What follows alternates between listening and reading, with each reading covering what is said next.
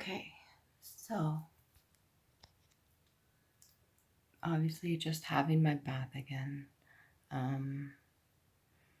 Near the end of my bath, I was about to get ready to get out, and I have a candle here, and I wanted to touch the candle, so I did.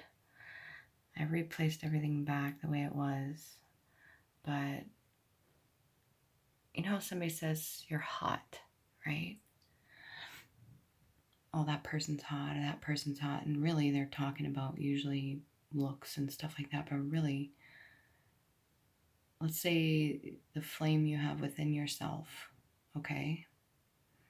It burns. You've got your white, you've got the yellow, you've got red, and then you've got blues in there. And the blue flame is usually closest to the middle. The blue flame usually is burning the hottest, correct?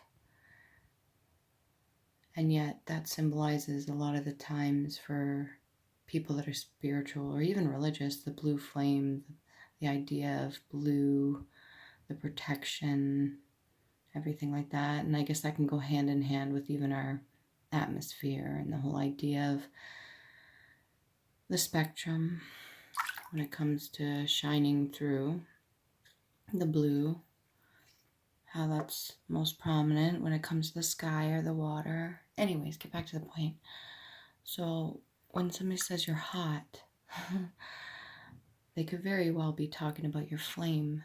How well are you burning? And let's say a candle burns. When it burns, it melts the wax. And what happens, it usually, depending on what shape it is, unless it's in a container, usually melts down the side of it, almost like tears. I thought of this. And of course, I wanted to touch it, right? It was getting lower, and I just wanted to see what would happen. I just wanted to pour it out, and I did. And then I watched it go down into the water. But then when I did that, I was like, the flame got bigger. And I thought that was almost symbolic. It's almost like a release when a person cries or tears. It's almost like a release. And then your flame gets bigger. It allows more space for it to burn. Now, not to say we have wicks or anything, or that we're gonna burn out. But at some point, we all pass away. So technically, the whole idea of a candle itself is really symbolic if you think about it. And the fact that it weeps, the fact that it pours over, the fact that if you allow the wax to escape, it gets brighter. It's really interesting. And then, since it fell into the water, I decided to grab it. Because who doesn't play with hot wax? I mean, if you have not, it's fun. Anyway, so I'm holding it and I'm putting it in my hands. And the first thing I can think of that pops into my head was the first hand warmers. Somebody being very cold, coming in from the cold, and they take some wax and they play with it to warm their hands up. And then I thought to press it together. And I almost formed almost like an oval shape.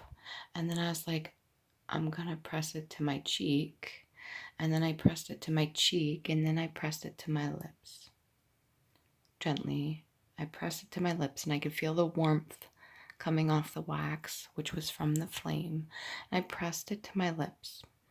And I'm like, that is so innocent. I was like, if a person never ever kissed anybody, how sweet.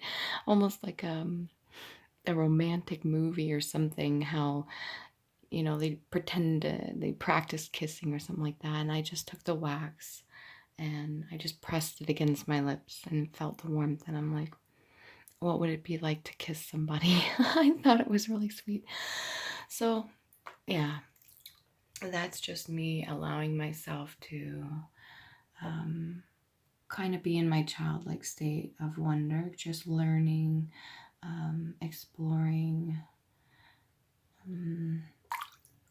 just looking at things differently, and just allowing myself be present. And I thought it was really interesting. But yeah, next time somebody calls you hot, maybe they're talking about your inner flame. How bright do you shine?